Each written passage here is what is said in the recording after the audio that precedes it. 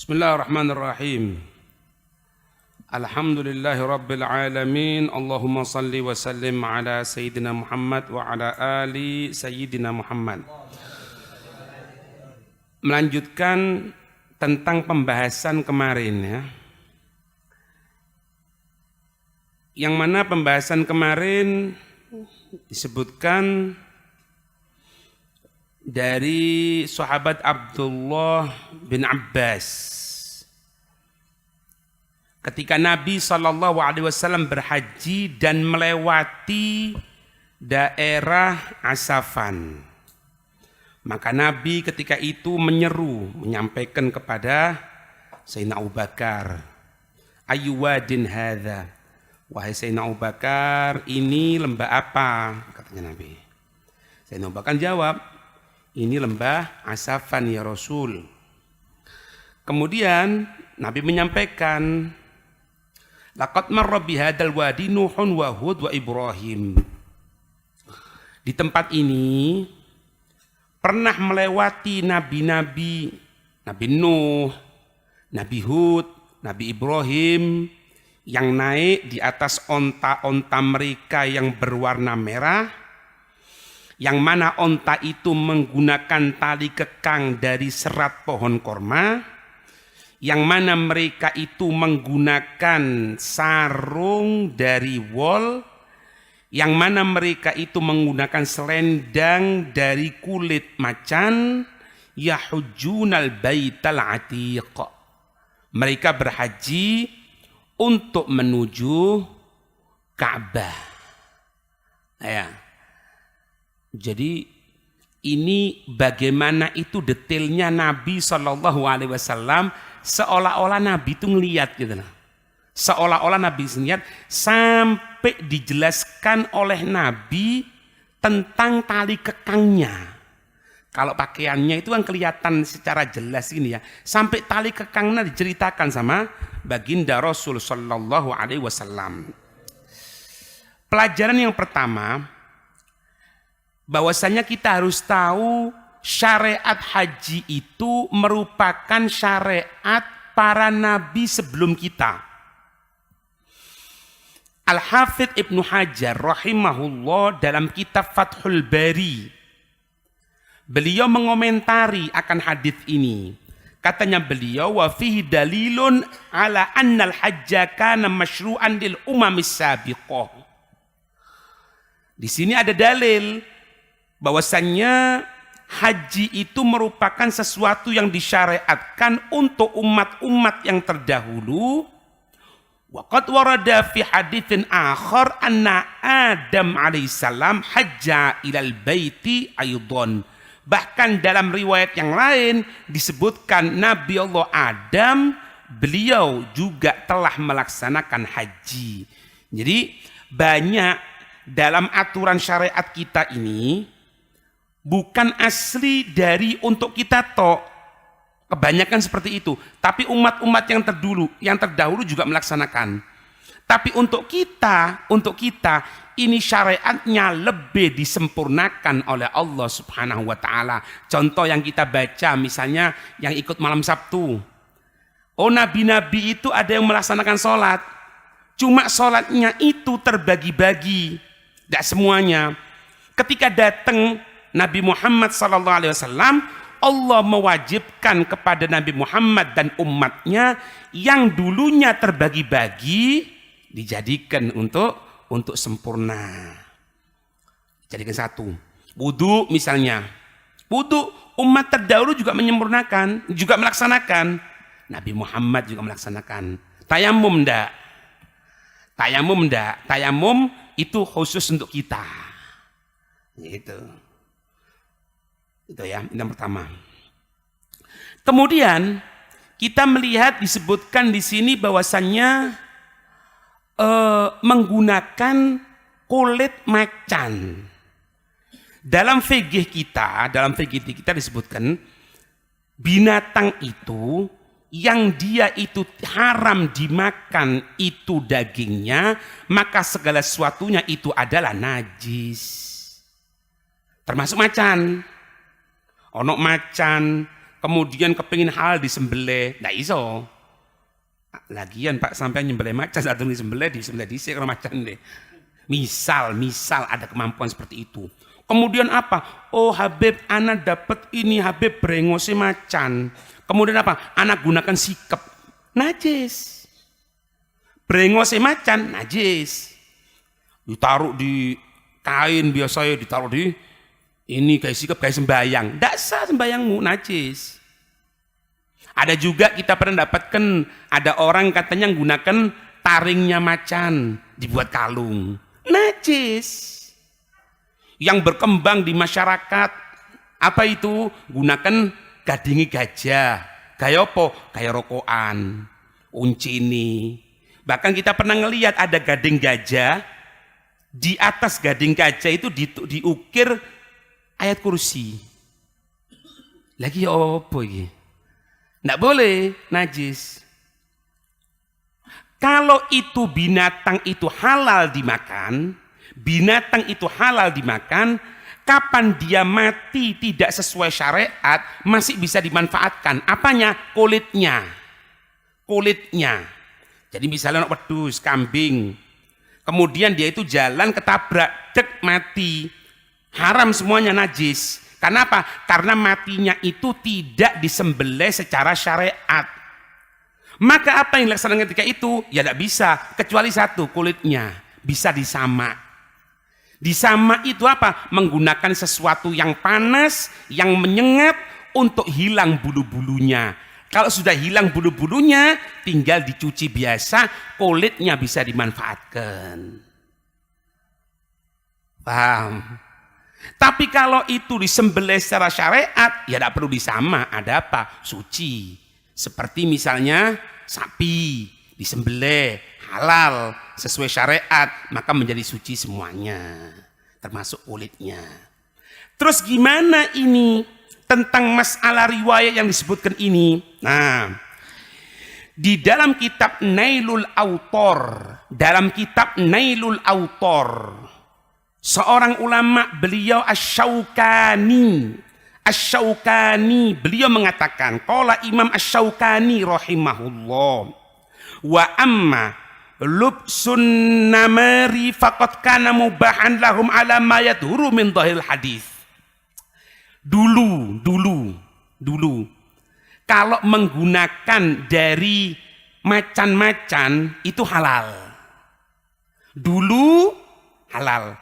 Kok bisa dikatakan halal? Ya kelihatan hadis ini. Karena hadis ini disebutkan Nabi menggunakan sesuatu seperti itu. Berarti apa? Berarti zaman dulu itu tidak ada masalah. Tapi wala yalzamu ayyakuna ala hukmina. Maka kita tidak bisa berdalil sekarang ini kita menggunakan itu karena Nabi dulu gunakan. Itu syariatnya Nabi dulu. Kalau kita orang tidak boleh. Faqad takhtalifu asy-syara'i'u fi ahkamina, fil ahkam. Dan berubah sudah. Banyak. Kawin satu kandung. Ada. Zaman siapa? Zaman Nabi Adam dulu. Asalkan tidak satu perut, kan satu dulur. Kalau misalnya tidak boleh, lo terus gimana? Mau kawin sama siapa? Nah, itu dulu. Lah sekarang tidak boleh. Banyak. Jadi kalau kita ngelihat riwayat seperti ini, kembalikan kepada pemahaman yang ada sekarang ini dari para ulama kita.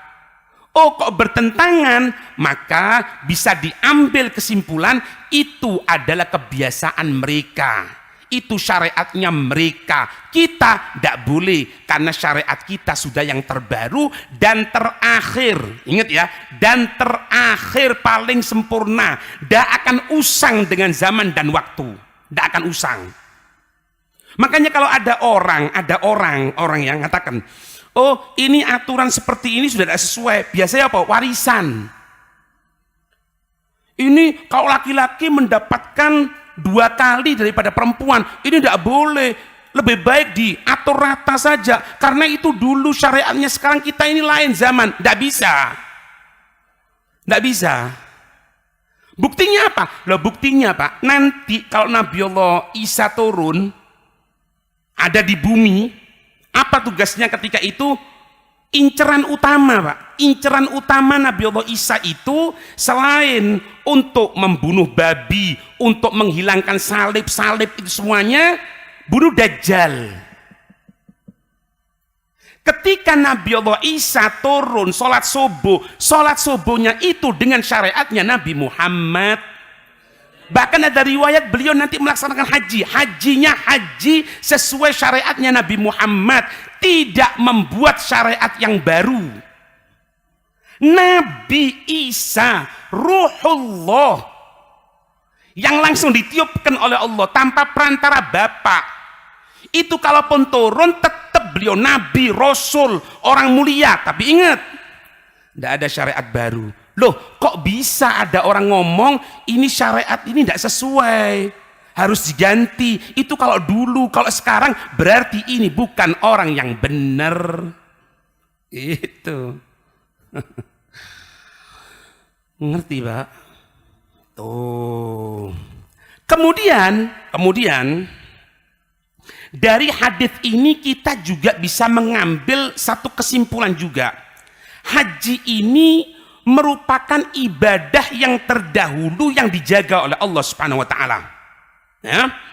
Dalam tafsir Ibn Katsir dikatakan wa qad dzakarallahu fil Qur'an annal baital atiq ja'alahu mathabatal nasi wa amna.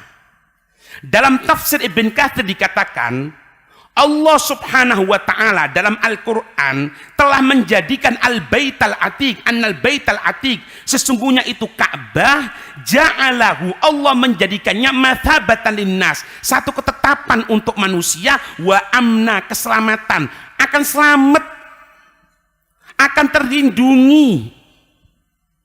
Bahkan nanti kalau Dajjal turun, Dajjal lepas. Dajjal itu tidak turun, Pak, Dajjal lepas itu. Sekarang Dajjal itu ada dirantai sama Allah Subhanahu wa taala. Ada yang mengatakan ya, tapi Anda belum pernah ngelihat di kitabnya Mas Ian. Cuma cerita-cerita gitu. Katanya itu Dajjal ini menggigiti itu rantainya itu. Tapi kalau sudah kena adzan balik maning. Tapi wallahu alam ndak bukan dari kitab, ceritane wong-wong koyo ngono. Tapi Dajjal itu ada sudah. Ada. Berapa waktunya Dajjal di dunia yang buat kerusakan, yang kita disuruh berlindung setelah sholat, setelah apa, tahiyat akhir, wa'udzubika min syarri masihid dajjal. Syarri masihid dajjal. Kita disuruh berlindung sama Allah Subhanahu wa taala. Sama Nabi, suruh berlindung 40 hari. 40 hari fitnah Dajjal itu. Ada perincian nanti satu harinya itu berapa hitungannya gitu. Semua daerah dimasuki, Pak, kecuali 2, Mekah Madinah. Tak dimasuki. Semua daerah. Ya Sawilangun masuk. Loh iya, masuk. Daerah kamu ngarap podo mlebu. Wallahu a'lam ya, semoga selamat ya. Lah ya apa, Pak? Kena fitnah akhir zaman ini, jangankan Dajjal, urusan yang ringan aja akeh sing gewar kok. Apa maning Dajjal? Dajjal itu jangan kuduane ya, jangan kuduane. Dari tekan nang wong ngomong ya, bapakmu mati, iya. Ibumu mati, iya. Dek di kuburannya. Di mana kuburannya? Di sini katanya. Tidak ya? Bangun, urip, Pak. Tapi bukan itu iblis. Karena iblis juga perintahnya. Terus gak gewar. Wong saiki mangan silet di warawali kok. Loh iya kan? Mangan silet di warawali. Sing gelam, sing jadi ngomong ngeramput di warawali kok. Iya. Makanya Allah. Lah lek sik kena duit rego 1 juta, 2 juta, 10 juta, 100 juta wis miring. Apa maning kok Dajjal metu ya apa kira-kira? Dari mana munculnya Dajjal awal? Dari Asfahan. Di mana Asfahan itu? Iran. Itu pertama kali munculnya Dajjal di sana. Dan Dajjal ini hidupnya lama, Pak. Mulai zaman biyen. Samiri yang rusak itu, Samiri yang buat menyembah patung apa, sapi kecil itu, anak sapi itu, dia itu Dajjal. Tidak dibunuh sama Nabi Allah Musa. Kenapa? Karena tahu bahwasanya dia tidak akan mati sampai akhir zaman. Bahkan nanti Nabi Allah Khadir itu kan hidup sampai sekarang. Nabi Allah Khadir, pendapat yang kuat lah, nanti dipenggal sama Dajjal. Setelah dipenggal, dihidupkan kembali. Setelah dihidupkan kembali, Dajjal akan mengulangi lagi untuk menggal kepalanya Nabi Allah Khadir. Tidak mampu. Dengan apa? Turunnya Nabi Allah Isa. Karena nanti yang membinasakan Dajjal ini Nabi Allah Isa. Itu. Ya opo mandaro selamat Kang. Mandaro selamat. Ka'bah ini dijadikan apa? Ketetapan untuk manusia, keamanan bagi manusia. Wa huwa maqsadul anbiya wal mu'minin fi kulli zaman. Merupakan tujuan para nabi, tujuan orang-orang yang beriman fi kulli zaman, setiap waktunya. Setiap waktunya. Mau tidak mau Pak, kalau orang iman loh ya, kalau orang iman, hatta punya sekecil iman sedikit pun, pertama kali kelihatan Ka'bah itu pasti bercucuran air mata, Pak. Kok bisa gitu ya? Ya wallahu a'lam. Karena ya memang seperti itu dijadikan oleh Allah Subhanahu wa taala. Dan riwayat kan disebutkan nanti kalau misalnya terjadi kiamat diangkat kok Ka'bah itu hilang. Jumat ya, Jumat. Kiamat itu terjadinya hari Jumat, Pak. Kita bingung. Engkau metu, hati-hati. Tanggal 17 Ramadan hari Jumat itu biasanya terjadi kiamat. Bingung. Nggak. Kiamat tidak akan terjadi kecuali di satu zaman yang tidak ada yang mengucapkan Allah. Itu pengajian rame, alhamdulillah. Ya, insya Allah selamat lah. Itu Ka'bah. Kemudian ada beberapa daerah ternyata yang mana daerah itu kalau pernah didatangi sama orang alim, sekali bernabi kek, rasul, apalagi orang alim saja, di situ akan membawa pengaruh yang cukup kuat. Daerah yang paling banyak kuburan para nabi, para rasul, mana? Syam. Dalam satu hadis baginda Rasul sallallahu alaihi wasallam, beliau menyatakan bahwasanya innallaha takaffalali, innallaha, sesungguhnya Allah, takaffalali, telah menanggung untukku. Seolah-olah apa? Allah menyatakan, kamu jangan kepikiran wahai Nabi Muhammad, bisyam, dengan daerah Syam, wa ahli, dan keluarganya, dan penduduk Syam. Ojo khawatir, selamat. Sekarang terjadi fitnah ini, terjadi fitnah itu, termasuk Syria, Palestina, Yordan, Syria. Sekarang terjadi pembantaian. Gimana? Kita lebih percaya hadis Nabi. Nabi sudah menyatakan. Tapi fitnah, Pak. Semoga selamat. Ya. Dan di mana ini? Di dalam apa ini? Di Syam itu banyak kuburan para sahabat Nabi. Di antaranya apa? Sayyidina Khalid bin Walid. Sayyidina Khalid bin Walid. Sayyidina Khalid bin Walid ini secara nasab apa? Cucu misanannya Sayyidina Umar. Karena apa? Karena ibunya Sayyidina Khalid bin Walid ini dengan Sayyidina Umar misanan, sepupu. Berarti apa ini? Ini jadinya apa? Ponaan misan Sayyidina Khalid bin Walid. Ya. Sampai nanti begitu ikhlasnya terjadi sering beda pendapat dengan Sayyidina Umar. Nanti ketika Sayyidina Umar menjadi khalifah juga pernah dicopot. Ini Sayyidina Khalid bin Walid. Tidak diangkat jadi pejabat sama sekali. Katanya beliau, aku tetap akan berkhidmat kepada Allah karena tujuanku bukan untuk menjabat sesuatu, tetapi untuk khidmat kepada Allah. Tetap, Pak.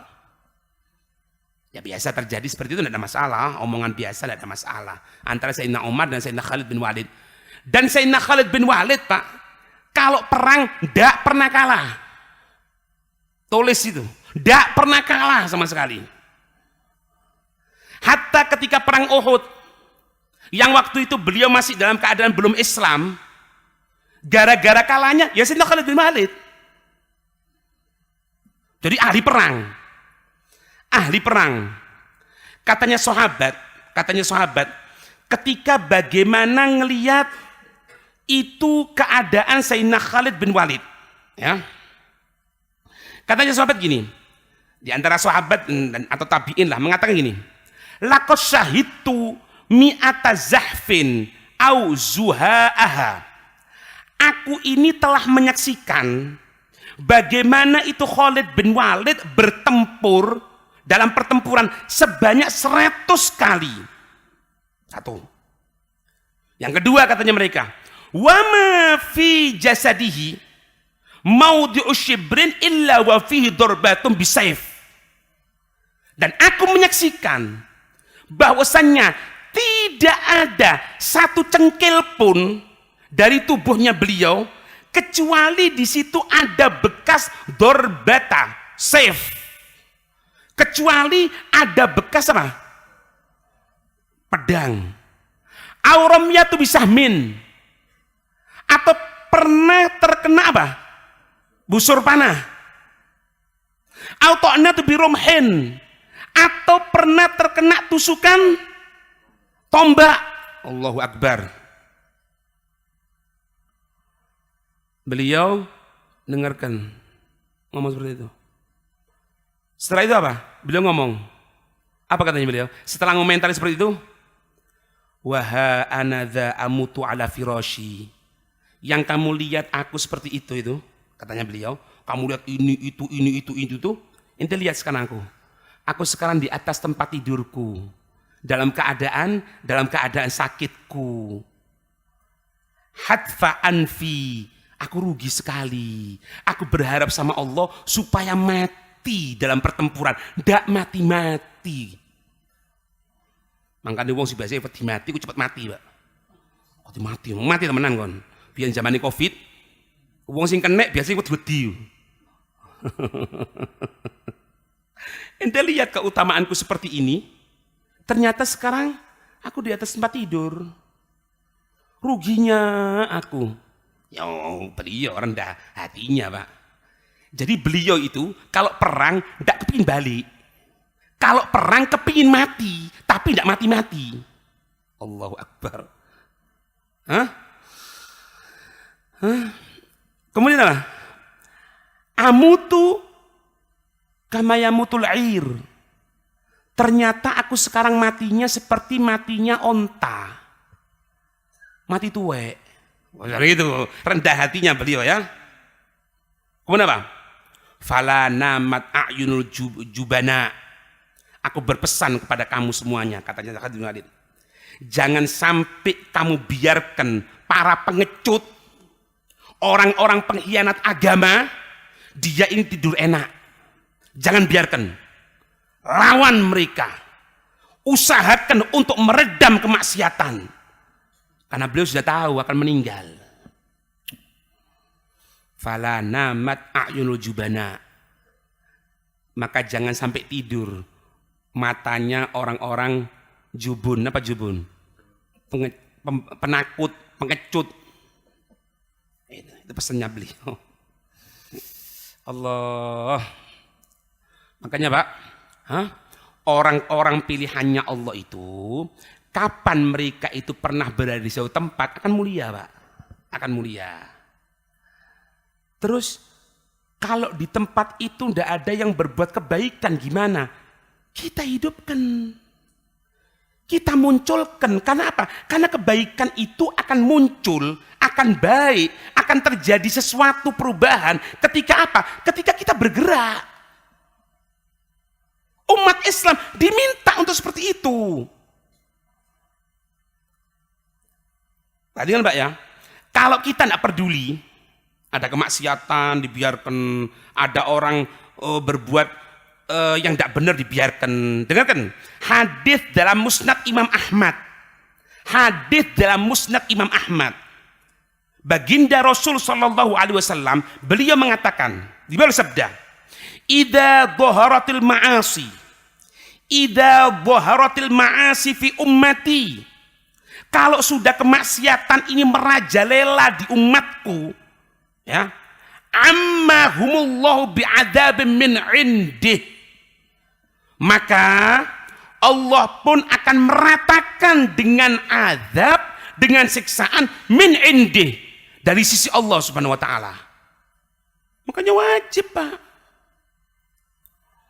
Dalam surat Al-Anfal, dalam surat Al-Anfal ayat 25 Allah menyatakan apa? Wattaqu, takutlah kamu sekalian fitnatan, satu fitnah, satu musibah, satu bala, la tusibannal ladzina dzalamu minkum khassah, yang mana fitnah itu bukan cuma menimpa kepada orang-orang yang dolim, orang yang baik kena juga. Hati-hati katanya Allah. Makanya ndak bisa, wis tak apa-apa wis, pokoknya masjidku ngaji Quran, sebelahku main judi, sebelahku andoan, sebelahku ngedu pitik, ndak urusan. Ndak bisa, Pak. Ndak bisa. Akan kena juga. Hah? Salah satu istri Nabi, Sayyidah Zainab bintu Jahshin. Sayyidah Zainab bintu Jahshin radhiyallahu anha. Beliau pernah bertanya kepada Rasul, "Ya Rasulullah, ya Rasul, anahliku wa fina salihun." Ya Rasul, apakah kami ini akan tertimpa musibah, sedangkan di tengah-tengah kami ini ada orang-orang soleh, banyak orang-orang soleh ya Rasul? Apa jawaban Nabi? Qala na'am, iya, bisa terkena idza katsurul khabath. Kalau sudah banyak keburukan, kalau sudah banyak kemaksiatan, maka meskipun banyak orang soleh akan dihabiskan oleh Allah Subhanahu wa taala. Itu, Pak. Makanya ayo Ramadan, tarawihnya ditepakkan, jangan ngasih yang cepet-cepetan toh, ngajinya ditingkatkan, hadir majelis pengajiannya ditingkatkan. Itu ya. Ada satu riwayat, Pak, sebagai penutup agar membuat hati kita semangat kepada Allah Subhanahu wa taala. Dari sahabat Jabir bin Abdullah radhiyallahu anhu maqal. Qala Rasulullah sallallahu alaihi wasallam, sahabat Jabir bin Abdullah mengatakan, Rasul sallallahu alaihi wasallam pernah menyatakan, innallaha azza wa jalla, sesungguhnya Allah azza wa jalla, yab'atsu al malaikata, Allah mengutus malaikat fi turuqatil ard, di turuqatil ard, di jalan-jalan di bumi ini banyak malaikat gitu. Liyulaqau alaihimussalam, supaya apa? Supaya mereka melihat, memperhatikan, kemudian apa? Wa yusallu alaihim, supaya malaikat ini yusallu bukan sholat, mendoakan orang-orang yang di daerah tersebut. Wa yastaghfiru lahum, dan supaya malaikat ini memintakan ampun untuk mereka. Hatta yaktsuru fihim, sehingga orang-orang yang baik tambah banyak, tambah banyak, tambah banyak. Fayakulun, maka mereka malaikat saling berbicara. Qad katsura fikum as-salihun, fayakuluna na'am. Katanya malaikat, oh, ini orang-orang solehnya sudah banyak ini ya. Iya benar sudah banyak ini, masya Allah. Fayakulun abshiru, katanya malaikat. Fayakulun, maka mereka mengatakan Allahumma ij'alna minhum. Abshiru, katanya malaikat, berikan kabar gembira untuk kamu sekalian. Fa innallaha qad ghafara lakum, sesungguhnya Allah telah mengampuni untuk kamu sekalian. Jadi majal kita, kesempatan kita di Ramadan ini bukan cuma untuk ibadah, untuk mendapatkan pengampunan dari Allah. Apa faedahnya ibadah kalau kita tidak dapat pengampunan dari Allah, Pak? Dan pengampunan Allah tidak akan bisa didapatkan dengan kita maksiat atau malas kepada Allah. Hadir, semangat, faham tidak faham sudah? Bosok nih, bosok gampangan nih, faham tidak faham? Semoga faham. Aku kurang faham bahasa. Faham tidak faham? Pokoknya hadir. Ojo merem. Kecuali perenungan, nek turu ojo. Engkau malaikat ngomong, ono sing turu iku. Aja. Didoakan sama malaikat, ya. Semoga tetap mendapatkan pengampunan dari Allah Subhanahu wa taala, tetap semangat insyaallah.